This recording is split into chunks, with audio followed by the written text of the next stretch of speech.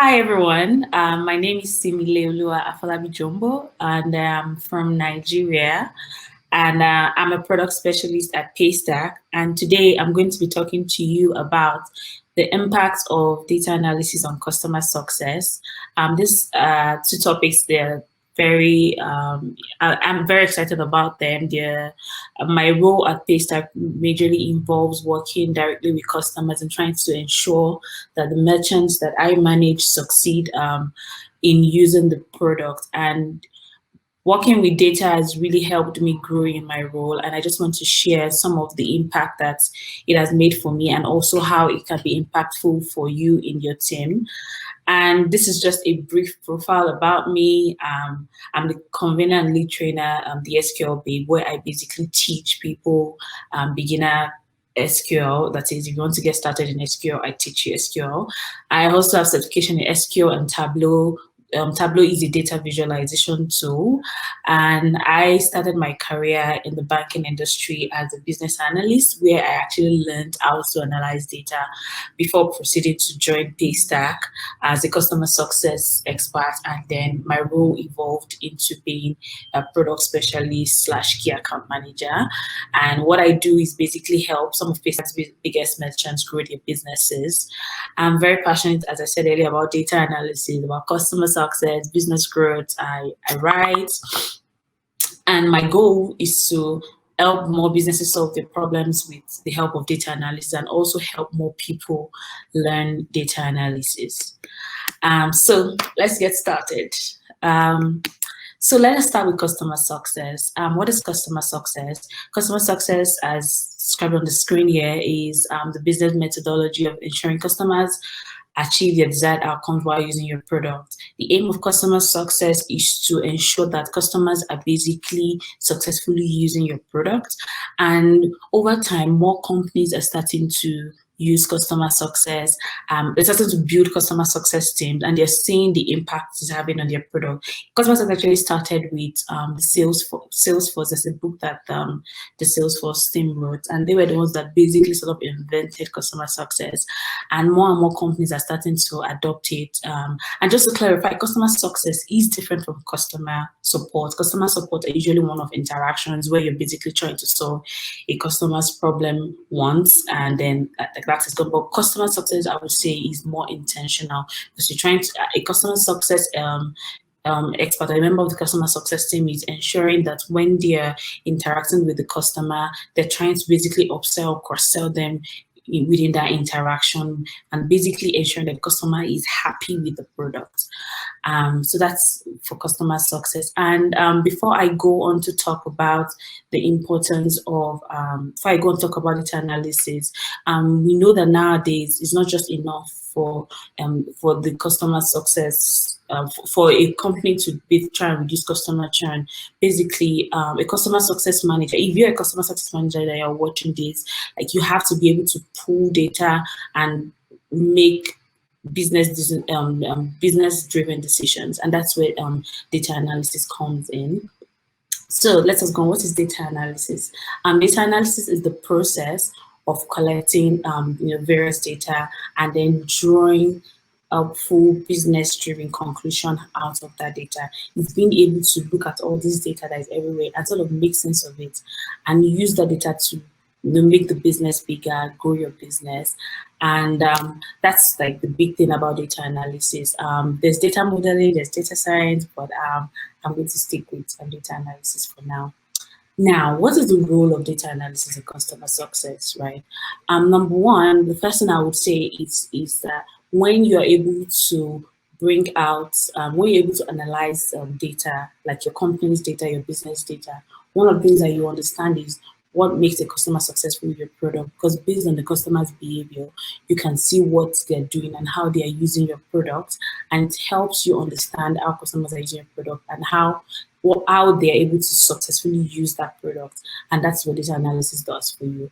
The second thing I would also like to point out is that with the role of data analysis, it can help you drive profitability measure satisfaction. That is, when the customers use your product, are they satisfied with it? And also because with data, you can also develop targeted customer engagement strategies, because number one, you'll be able to tell where your customers come from, what they like, what their age range is, how much they typically spend, and also you'll be able to come up with health scores that would also guide this engagement. What are health scores? Health scores are basically how satisfied the customer is with your product. Are they happy? Are they promoters? Are they detractors? And that is one of the roles of data analysis in customer success. Just quickly moving on, I'm going to talk about some of the relevant data that a data sources that a customer success team can sort of collate together, because I've been talking about data analysis. All right, so I'm going to be talking about data sources for a customer success team. In every customer success team, or in every organization, you have places where you sort of interact with your customers, or customers interact with your product. And through those avenues, you're able to collect some form of data on each of these customers. So I'm going to be talking about CRM data, the product usage, billing, website, customer interaction, and help desk. Now, every business who has a product that they sell and has a sales team and a customer support team ideally should have a CRM. And what is a CRM? A CRM is a customer relationship management tool. We have HubSpot, which is an example of a CRM, where basically the sales team can use it. We have Pipedrive. The sales team can use it to sort of track how they interact with customers and how they make sales. And also for the customer support team, they can also use that to basically log some specific data about customers. And so I'm just going to go into what some of these data, what some of this data should ideally contain, and how you can use them to help to basically get some information. Now for the CRM data, basically the key data point is the length of the contract, or the influencers during the sales process. And it's very important for the customer support team to be able to tell the sales team that at the point when they are engaging the customers, either for the first time or subsequently, that they should get this important information, but these are the information that is very important to them and is very valuable, because this is going to guide in how engagement is done in the future. And basically that's what the CRM data is for. So it gives you an overview of what this customer engagement looks like from the point of sales, and also from the point of support. Then quickly moving on to product usage data. Now the usage data is extremely vital for assessing the health of the customer. Basically, you're able to tell what is happening with a particular customer right now, and basically guide how the customer is leveraging the product further. Now, one of the places where you can see where this is being done is the CRM. Right, and also it could be in terms of surveys. The surveys could either be by sending out surveys via emails to the customer and telling them to basically give you feedback on how they're using the product, or it could also be via phone calls where you're basically reaching out to the customers and asking them specific questions, and they're able to give you feedback. And basically just understanding how your customers use that product, how customers use your product, is also going to be helpful. That's another form of data source. The next one I'm going to talk about is the billing data.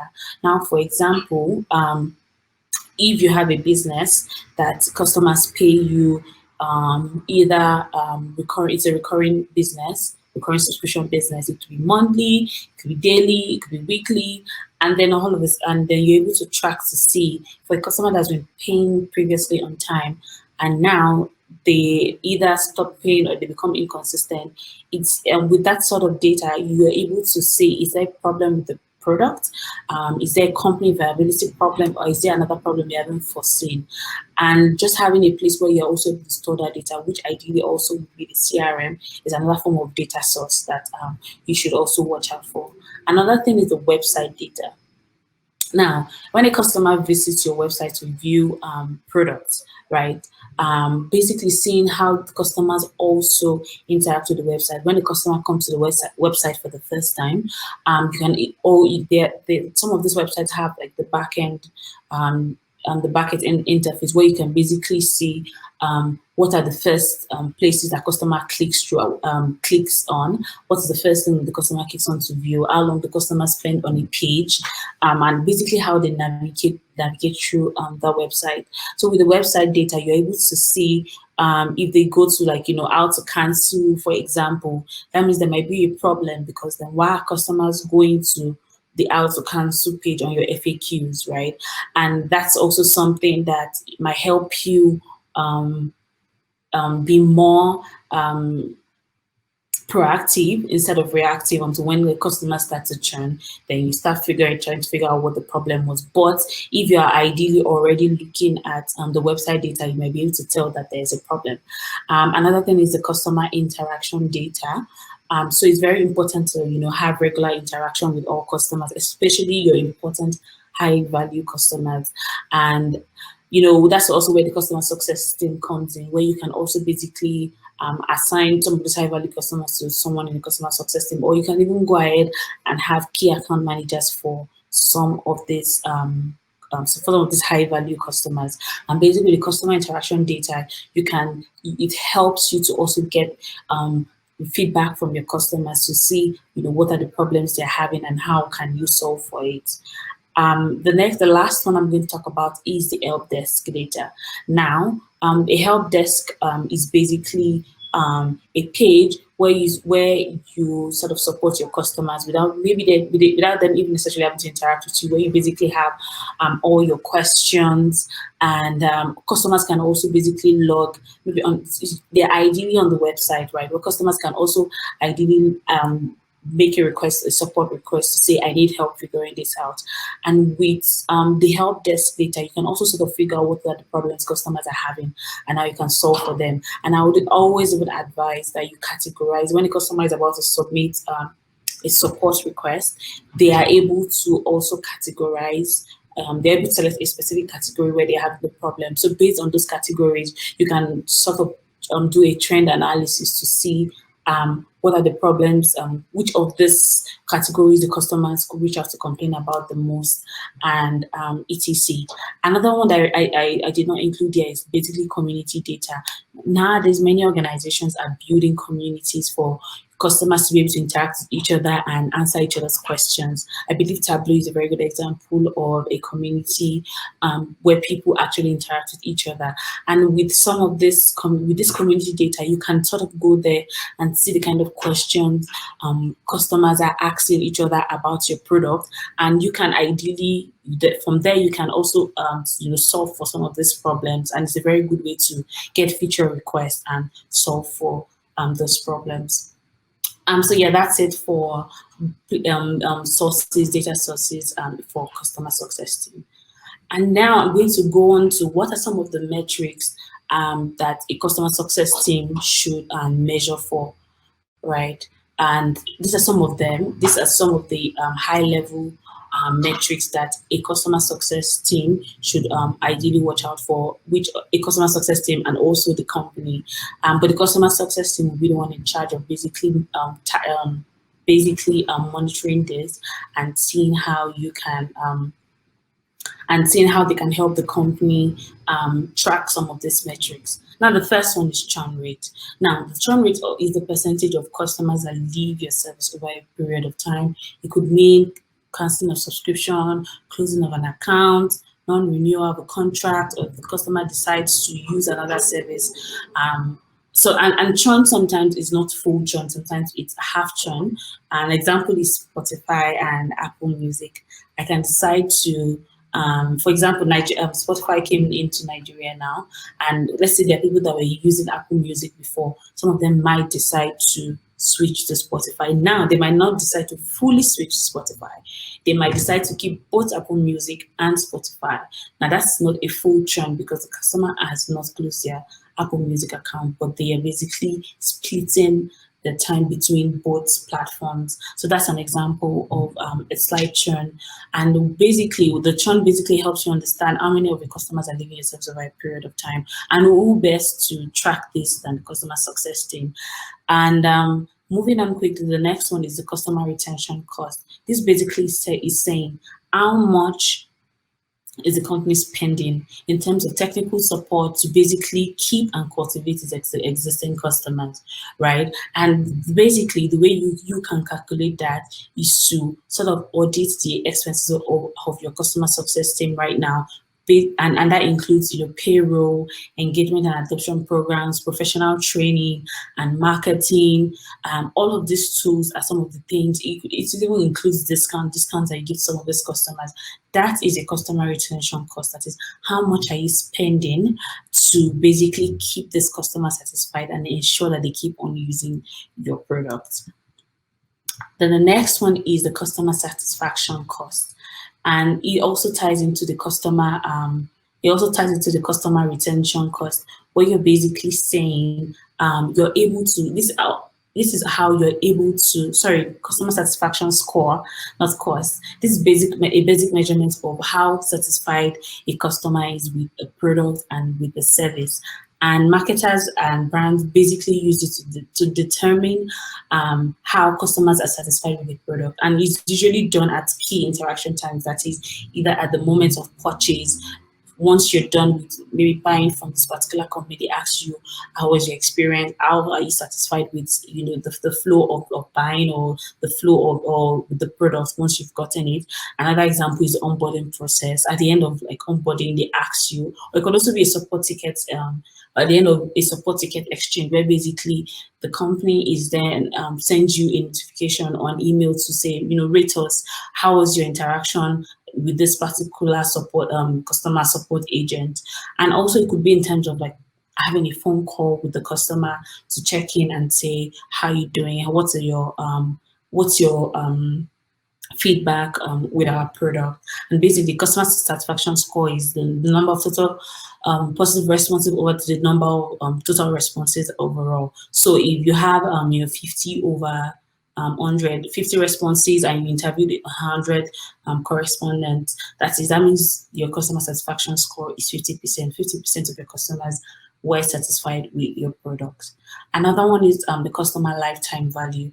This is also another metric that a customer success team should measure. That is, what is the total revenue a business can reasonably expect from a single customer, right? And basically, one of the ways you can measure that is to sort of bridge to measure. One of the ways to measure that is see how much revenue do you get per customer over the customer churn rate, and that sort of helps you to calculate ideally how much a customer how much value you're going to get from a customer. And it's just basically you calculating the revenue value that each customer ideally brings in compared to how customers are churning. And the next one is the monthly recurring revenue, and that's just very easy. That's basically how much the business brings in every month, right? So you're basically calculating how many customers are paying you and how much they pay. When you have 20 customers who pay you $50 every month, that means your monthly recurring revenue will be $1,000 at the end of the month. Then we also have the average revenue per account. You're basically trying to calculate how much each customer brings in, right? So that's basically you're calculating how much money you make every month over the total number of customers that pay you, and that's how you calculate the average revenue per account. Then the last one is the net promoter score, and that's basically trying to see if people are going to recommend your product to or recommend your company to another person.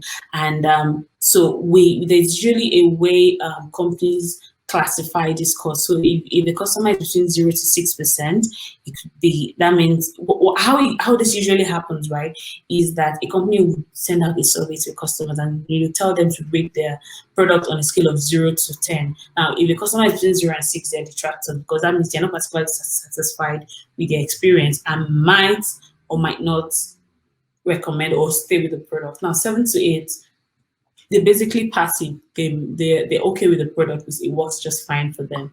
And then 9 to 10 are the ones that are super happy with your product, and they're happy to recommend to anybody and just super pumped. And so some of this, all of these measures that I have indicated here, that it just goes to show that as a customer success team, it's very important that you're helping the company measure all of this in all of these particular metrics, and you're able to give feedback to the company at the end of the day to say, this is how customers are churning, this is how we're able to retain customers over a period of time, and this is how we're able to satisfy our customers, and this is averagely how long a customer would spend with us, and averagely how long a customer will stay with us. And all of these metrics are very important. Now the problem is, yes, we know all of this is important, but what are the tools you can use to get some of this data? I've already mentioned earlier that in terms of getting the data to sort of come to this conclusion, we use, like, you have sources, which is the CRM, the product usage, the billing, the website, the help desk, and the customer interaction data. So the next thing I'm going to also talk about before we go into the tools are, what are some of the ways you can get data analysis into your customer success team? Now you have this team who is not very familiar with data analysis at all, and you want to be able to, measure all of these metrics, but you have no idea how to get started. What are the ways you can easily get started with that? And these are the 4 ways I would start with. I would say number 1, and the most important thing, is to integrate customer data. That is, you have to ensure that, be sure that you guys are actually capturing all of these data sources that I mentioned earlier. That's the first thing. Once you're sure that you have some of these data, and you're gathering the relevant data from the CRM, from the website, and all of that. Now there are 3 ways you can do that. The first thing you can do is to hire a data scientist, which I would say is the best way, right? Because you can then bring someone who is an expert and bring them into your company or into your team, and just basically get this person to look through all your data sources and sort of make sense of them, and even find gaps and fill them. But if that's not an immediate option for you, then you can train your team. But that's going to take longer because you guys might not have any experience whatsoever, and it might take longer to implement. But when you have a data scientist on the team, they are able to guide you, tell you what tools are relevant and how you can use them. But in terms of training your team, you can take online courses, you can do learning sessions, and just basically get started with learning how to use data analysis to analyze how to use tools to basically analyze this data. And then another thing you can do is to hire a third-party vendor. So basically, that's you going. There are a lot of companies out there now who offer data analysis services, and you can basically reach out to them and bring them in, either as consultants or just third-party users, to be able to see, look at your data, your database, and build dashboards for you to sort of make sense of some of this data that you're already working with. So that's it for ways you can get data analysis into your customer success team. Now, you're a newbie to data analysis, you have zero idea on how to get started, right? What are some of the tools that you can use? I'm going to go through, I'm not going to go in depth into some of them, I'm just going to do an overview of what some of those tools are, and then you can then go ahead and research more about them and pick the one that you think works best for you. So the first one is Tableau. Tableau is a favorite of mine, and Tableau is basically data visualization tool that you can use for analyzing data. For you to get started, if you want to get started with Tableau, and it's a paid for, if you want to use it for your business, you have to pay for it. However, you want to just work with the product and test it out and see what it looks like. They have a publicly available software which is called Tableau Public that you can basically download and play around with it and see what it looks like. And they also have a very thriving community that you can join, and you can interact with them on Twitter or on the community page itself. Now with the Tableau Desktop, which is the the paid version of Tableau, which you have on your computer, and you can basically connect it directly to your company's database and publish, build dashboards and publish data dashboard there. The dashboards are very relevant to your team. For the public one, if you create any charts, you have to publish it to a public server, which is why most companies go ahead and use the Tableau desktop, because nobody else can have that information, right?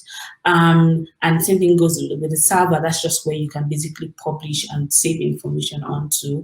And the reader is just, it gives permission for you to be able to just look at a dashboard without being able to do anything with it. So these are the various forms and licenses that Tableau has right now. And you can just go ahead and get started. And the tool is very easy to use. And these are some of the charts that Tableau basically helps you create. You can create pie charts, Gantt charts, histograms, bar charts, line charts, text tables, and so many. And so you can create so many charts with Tableau. And so that's the first tool that I will recommend for your business. Now, take note that Tableau is paid. It is not a free tool. And the next one I would recommend is Microsoft Excel, and I also use Google Docs. So Microsoft Excel is it's a massive product, right?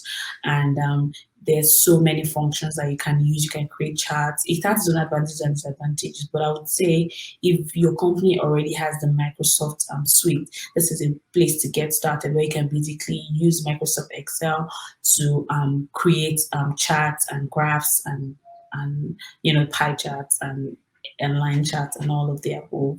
And basically you can, with Google Docs, the reason why I like Google Docs is because it is online. You might not be able to do as much as you can with Microsoft Excel, but it also has the same interface with Microsoft Excel for the most part, and it is online, and you can basically collaborate and work with your team.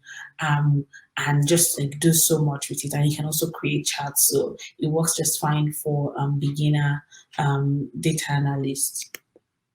The next one we're going to talk about is Power BI. Now, Power BI is similar to Tableau. It's also a data visualization tool, and it's basically also a tool that you can use to create graphs and dashboards for your company. You just sort of plug it into the information that you guys have in-house, and you can basically create amazing visualizations that just make sense for you. And then we have the Google Data Studio and Looker. Now, the Google Data Studio is just basically a simple data visualization that Google has online, and you can just Google. It's very fun to say you can just Google, but basically you can just Google Data Studio, and it's going to come up for you. And you can basically just download it, look at it, and see what it looks like, and work with it. Then there's also Looker. So Looker is, Google Data Studio is free, so you don't need to pay for it. You can add, and the great thing about it is you can connect to databases, you can connect to like servers and like the other important things. And for Looker is much more advanced than the Google Data Studio, and it's paid for, but it also works excellently well. And I would say it's cheaper compared to Tableau. And if you don't have a Microsoft Office suite in your company, it's also another alternative. So that's one of the tools that you can use. And so that's the end of my presentation. And I just to highlight once again that the world is in a place now where everybody is looking at data science. Data science is the new in, I would say. Every company now is looking for a data analyst, finding ways to look at the existing data that they have and make sense of it. And I would say if you as a customer success manager, or you as a customer success expert, or whatever role that you play in your company, if you're able to have data analysis skills, I promise you that you're going to shine, because you're going to be able to help the company to say, based on this data that I have seen and that I have looked at, this is the insight I've been able to draw out of it. And I think we can do this. I think we should target this specific market. I think we should I think we should, open up in this new market. I think we should stop selling in this particular place because it's not working for us. And customers are all using data science to basically cultivate a healthy customer base. There's so much information at our fingertips, right? And I mean, how do you think Facebook gives us targeted ads? How do you think Instagram, Twitter, they give us targeted ads?